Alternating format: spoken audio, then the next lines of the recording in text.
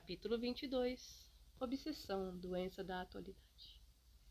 O item 60 da introdução de Livro dos Espíritos voltava a ser pesquisado, e gostei muito desse trecho. Os charlatães não fazem grátis o seu ofício. Logo em seguida, como compreender-se que pessoas austeras, honradas, instruídas, se prestassem a tais manejos? Este item se refere ao início do movimento espírita, quando ocorria o fenômeno das mesas girantes. O assunto foi muito interessante. Por que muitos combatem o espiritismo, mas na verdade têm pavor dele? Perguntou-nos o instrutor.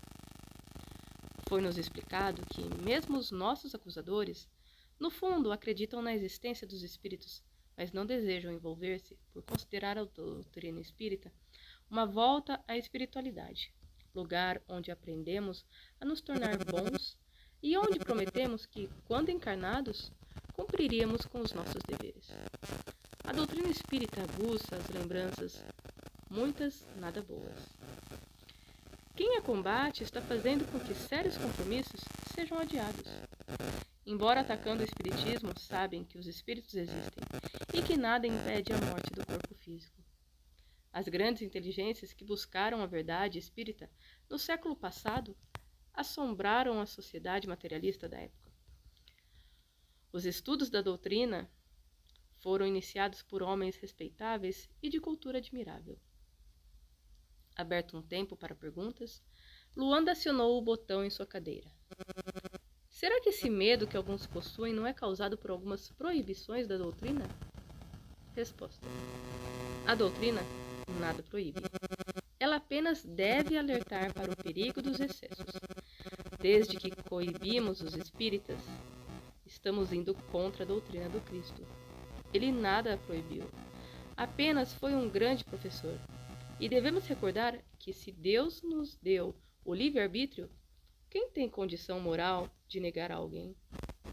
Mas já vi, centro espírita, que só falta proibir que seus frequentadores cortem os cabelos. Falei. Tudo é proibido, tudo vai contra a doutrina. O instrutor, dirigindo-se ao nosso grupo, indagou. Podem citar, por exemplo, o que está sendo proibido nessas casas? Constatamos que alguns espíritas são contra certas datas comemorativas, falou Tomás. Como proceder com as crianças e os jovens? Dizer-lhes que o Natal virou comércio? É justo matar o sonho de uma criança porque somos espíritas? Ou proibir um jovem de brincar carnaval porque é uma festa pagã? No dia em que todos os lares festejam a Páscoa, é certo dizer a uma criança que o coelho é uma bobagem? Será que não são essas proibições que fazem com que muitos se afastem das casas espíritas? Devemos recordar que o encarnado convive hoje em uma sociedade onde o consumismo impera. Não é mais prudente, desde a evangelização infanto-juvenil, fazer nascer nos corações ainda jovens os reais valores sem proibição?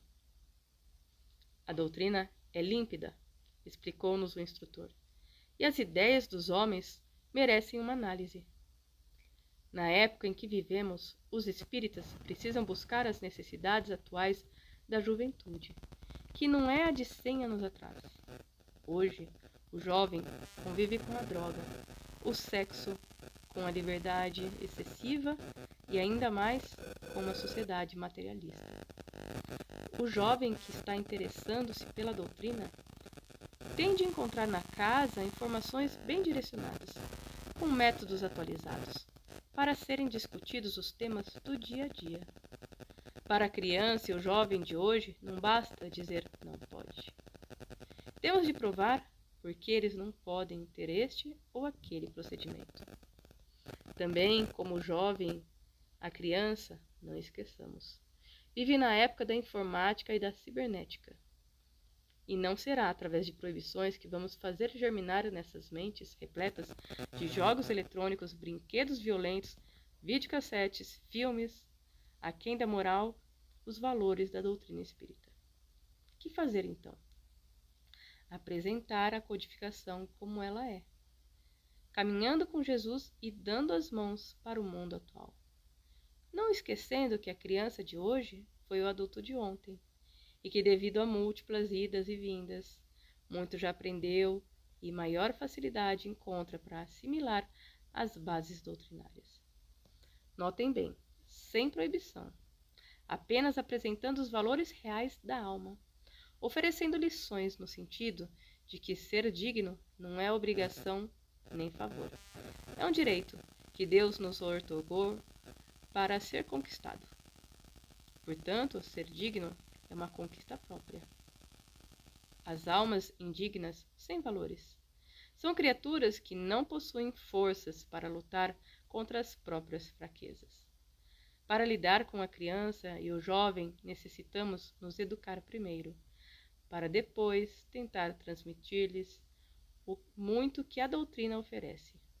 Os estudos têm de partir das obras básicas e dos clássicos da doutrina. Principalmente o jovem. Se ele vai adentrar uma universidade, ao chegar nela, que o faça buscando como bagagem os reais valores doutrinários. Que materialismo algum possa levá-lo a esquecer o que aprendeu na casa espírita. Lembramos nesse item 9 da introdução de O Livro dos Espíritos, que a doutrina conseguiu prender a atenção de homens respeitáveis, que não tinham interesse algum em propagar erros, nem tempo a perder com futilidades. O jovem inteligente terá uma literatura ao nível do seu intelecto. A casa terá apenas de ajudá-lo nos estudos. Existe livro mais cativante do que Deus na Natureza, de Camille Flammarion? Este é um livro para ser analisado minuciosamente por jovens que já estão se preparando para enfrentar a universidade. A doutrina é muito rica em elucidações. Basta seguirmos o roteiro certo. Outro livro muito bom para ser estudado pelos jovens, O Espiritismo perante a Ciência, de Gabriel Delany, que juntamente com o de Flammarion poderá ser encontrado em uma boa livraria espírita.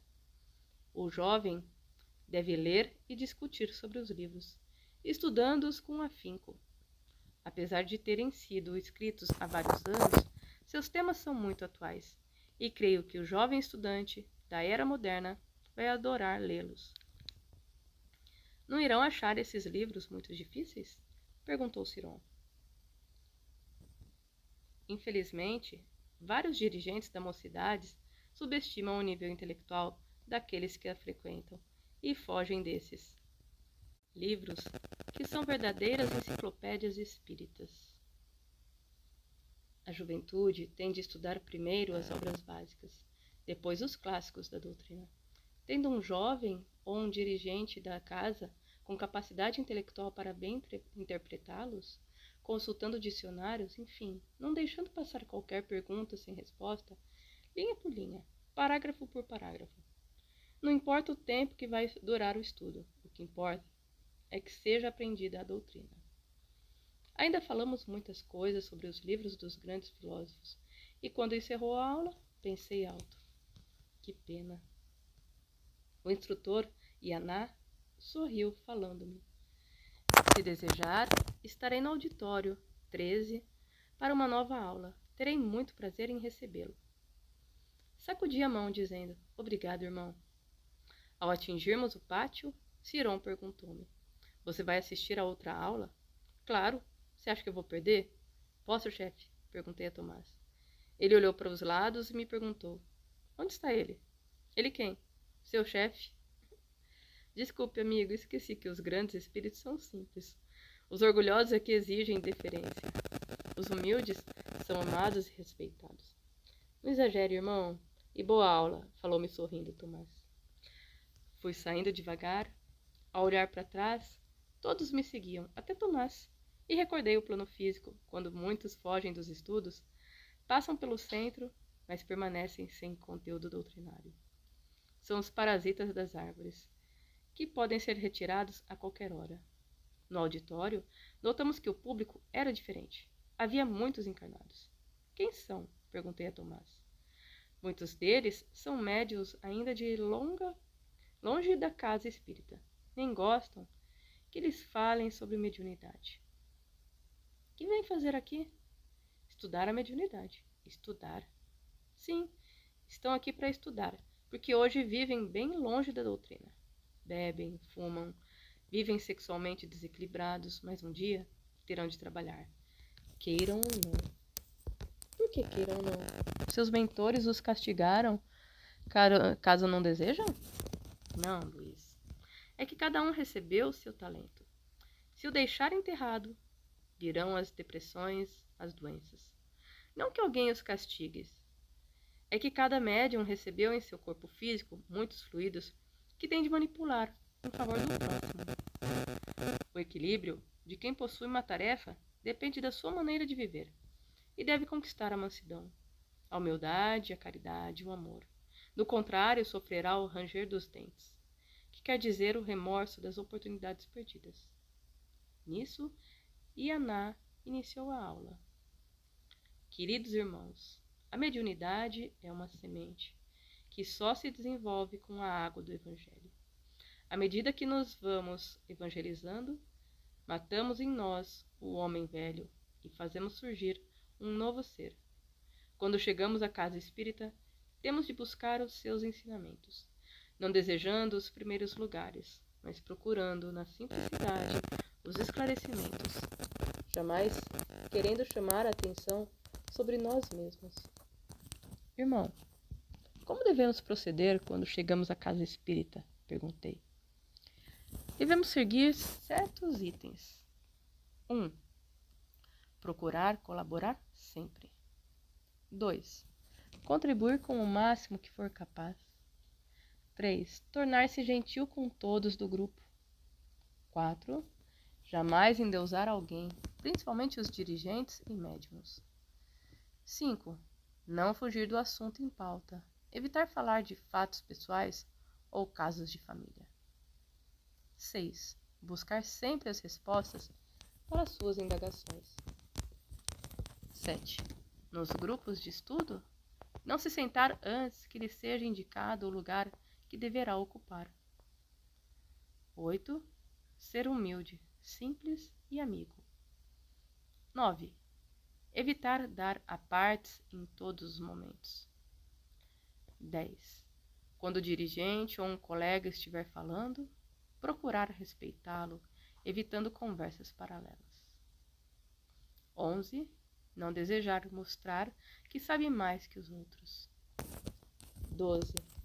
Se alguém estiver fazendo uma exposição sobre qualquer assunto, não interromper, querendo demonstrar que já conhece o que está sendo explanado. 13. Não emitir opiniões pessoais, não criticar nem atacar ninguém. 14.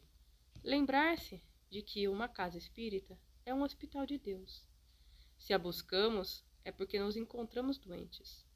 Por isso devemos fazer para nos livrarmos da cólera, da avareza, do ódio, da vaidade, do orgulho, do egoísmo, da mentira, da falsidade, da maledicência, da inveja, da falta de fé, do amor próprio, da preguiça, etc.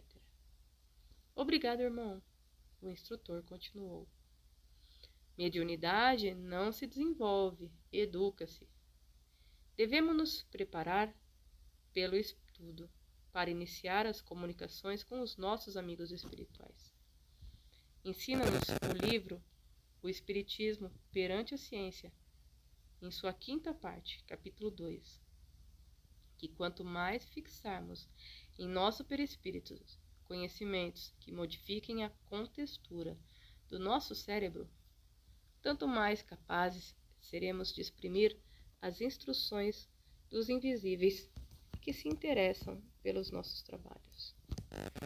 Por isso, dizemos que mediunidade não se desenvolve, educa-se. Muitos me perguntam, como pode um espírito inteligente, ao transmitir a mensagem, esta vir repleta de erros grosseiros? Isso acontece porque o médium é ignorante? Se muitos livros dizem que o espírito atua sobre o braço do médium psicógrafo mecânico, por que os erros de ortografia? O espírito atua sobre o médium mecânico com muita rapidez, e este não interfere nas ideias do espírito, mas antes o espírito tem de atuar no cérebro do médium muitas vezes. Esse possui boa cultura, mas as mensagens são frias e sem conteúdo. Ao contrário, em um médium inculto, mas cujo cérebro já acumulou em vidas passadas grandes conhecimentos doutrinários? Podem as mensagens conter erros grosseiros de ortografia, mas possuir grande valor doutrinário. E respeitadas devem ser por aqueles que têm acesso a elas. É preferível uma mensagem com erros de ortografia, mas contendo verdades, do que mensagens vazias, antidoutrinárias, mas escritas sem qualquer erro ortográfico. Allan Kardec respeitou as mensagens que passaram pelo crivo de sua razão, e sua cultura era extraordinária. Por isso, não devemos brincar com os escritos dos espíritos, porque ao examinarmos as mensagens devemos buscar o seu conteúdo. O espírito prepara o cérebro do médium, e quando o encontra isento de vaidade, de orgulho, de avareza, de egoísmo, ele manifesta suas impressões sem grandes preocupações com a ortografia. Um dos encarnados presentes perguntou: o espírito age sobre o cérebro do médium para escrever? Não somente sobre o cérebro, mas também sobre a mão. Mas isso só se dá na mediunidade mecânica. O espírito usa a mão e o cérebro do médium. Entretanto, quando a mediunidade é intuitiva, ele, o espírito, não guia o médium. Ele atua sobre a alma do médium, que dirige a própria mão e escreve os pensamentos que lhe são sugeridos. O médium recebe o pensamento do espírito e transmite. Irmão, perguntou uma médium em desdobramento, na mediunidade intuitiva, como distinguir se parte de um espírito a mensagem ou se não é nosso próprio pensamento que a ditou? É muito fácil identificá-la. Nossos pensamentos não possuem a simplicidade do pensamento de um espírito bom. Ele nos transmite paz, amor, esperança e caridade. Por isso os médiuns não devem assinar as mensagens? Inquiriu um dos presentes. Sim. Uma bela mensagem muitas vezes é de um amigo espiritual nosso. E por que vamos assinar nomes conhecidos na doutrina? Precisamos respeitar o que recebemos, e não por termos capacidade para diferenciá-las. Tudo devemos fazer para deixá-las sem assinatura. Se alguém julgar que ela parece com tal espírito, assim mesmo deve deixar a sua mensagem sem assinatura. O médium mecânico também? Sim. Médium iniciante é médium iniciante, motivo pelo qual precisa estudar para não se tornar presa da vaidade. Aconselhamos os médiuns a lerem o Livro dos Médiuns, item 225. Nenhuma casa espírita que tenha grupos de estudo de mediunidade, que está preparando companheiros para ter contato com os espíritos, pode deixar de fazê-los estudar toda a codificação, sendo obrigatório o Livro dos Espíritos, o Livro dos Médiuns. Se as casas espíritas não tomarem uma atitude drástica, defrontar-nos-emos com casos muito tristes, de médiuns levando ao ridículo a doutrina, pois muitos dizem estar recebendo tal desencarnado e vivem dando mensagens sem passá-las pelo crivo da razão. Médiuns que podem prestar bons serviços à casa espírita estão preocupados em se tornar conhecidos e amados, quando o verdadeiro médium, evangelizado, doutrinado, empenha-se em seus trabalhos. Não é encontrado tempo para aplausos. Quem deseja ser conhecido e aplaudido deve buscar outra ocupação, porque a mediunidade deve acrescentar outra palavra: humildade. Aos médiuns iniciantes devemos dizer: não se preocupem tanto em ter contato com os espíritos, mas façam das suas vidas um contato direto com Jesus e seu Evangelho. À medida que o médium for espiritualizando-se, os mensageiros dele se aproximarão. Notem bem, não serão os dirigentes de grupos nem doutrinadores que desenvolverão mediunidades. Quem as irá tornar mais sensíveis serão vocês mesmos, à medida que se forem despojando dos seus erros. O vaso sujo contamina a água nele depositada. O vaso, quando está limpo para receber a água cristalina, jamais a alterará. Entretanto, tudo nos pede renúncia. Sem renúncia, ficaremos sempre sentados a uma mesa, tentando enganar a quem? A nós mesmos. porque as mensagens dos espíritos são diferentes. As suas colocações de palavra têm o perfume do mundo maior. Por isso, sempre recomendamos: vamos estudar para compreender esta bela doutrina, que é o remédio ofertado por Deus para nos curar da lepra do orgulho. Mediunidade com Jesus é toda aquela que modifica o homem, dele fazendo uma árvore frondosa, cujos frutos saborosos alimentam os famintos de esperanças. Todos somos médiuns e nas casas espíritas encontraremos o trabalho adequado para qualquer tipo de mediunidade que possuirmos. Apenas desejar receber espíritos respeitados na doutrina ou querer possuir todas as mediunidades não será pretensão demais? Será que não estamos precisando buscar o estudo? Muitos médiuns são levados à casa espírita por amigos ou por alguém da diretoria do centro, e com pistolão não passam pelas etapas necessárias. Pulam a primeira, a segunda, a terceira fase. Logo que chegam, já estão sentados ao redor de uma mesa. Inquiridos por que não estão estudando, respondem: "Ah, já sou médium pronto, não preciso mais estudar." Depois, não suporto ficar sentado ouvindo as aulas da doutrina. O que pensar de alguém assim? Tem condição de ser um discípulo de Jesus, de tornar-se um trabalhador humilde e amigo dos espíritos? Acreditamos que não. Porque se não respeitamos as leis dos homens, se infringimos as leis de trânsito, enfim, burlarmos alguém em nossos empregos, estamos desrespeitando a sociedade. Na casa espírita não é diferente. Se adentramos e não respeitamos as diretrizes delineadas em seu estatuto, já estamos começando mal. E como podem os espíritos confiar em alguém que já não sabe respeitar a lei do dever? Por isso, desejamos que todos busquem os livros doutrinários para bem servir. A doutrina espírita dá ao homem esclarecimento sobre o mundo espiritual. O instrutor Yaná fez uma pausa para depois continuar. Na casa espírita, inicia-se o nosso desprendimento das coisas materiais. Os valores que pouco a pouco vamos conquistando fazem-nos verdadeiros espíritas. E o verdadeiro espírita é um bom combatente.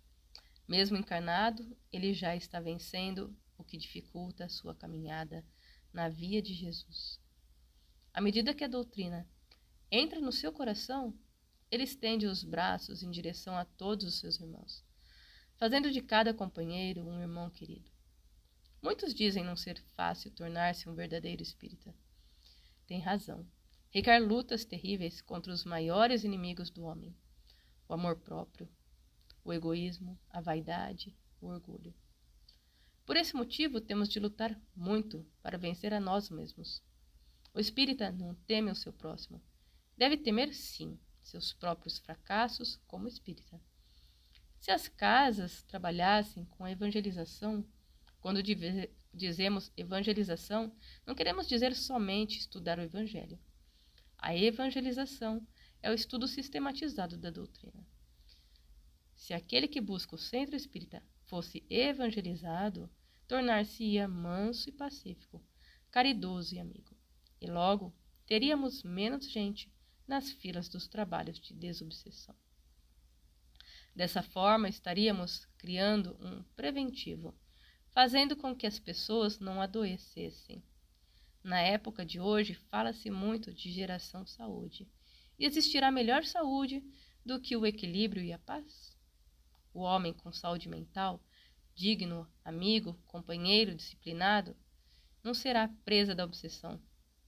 As casas espíritas precisam cuidar da transformação do homem, fazer com que ele busque não adoecer, porque se estivermos preocupados só com o remédio, sempre haverá doentes.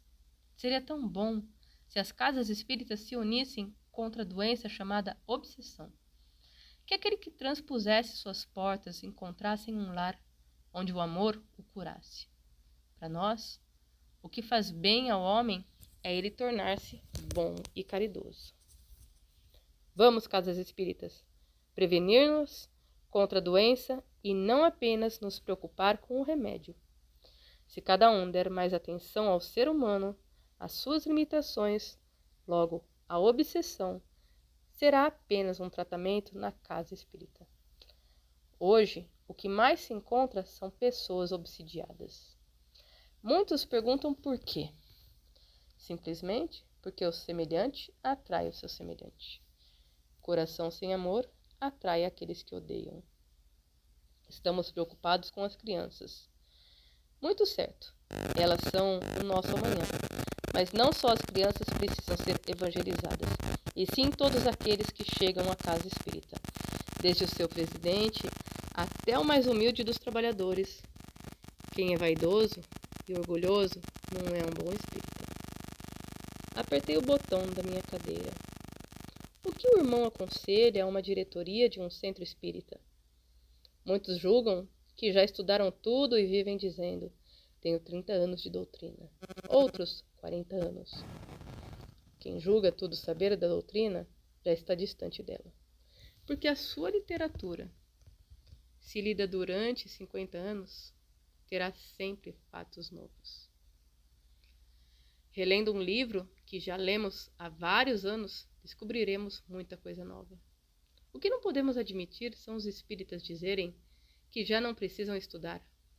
O bom seria se a diretoria formasse um grupo de estudos só deles, os grandes conhecedores da doutrina, e lessem toda a literatura espírita, desde a codificação até os grandes filósofos, e analisassem os livros novos que estão surgindo, não como críticos, mas como estudiosos.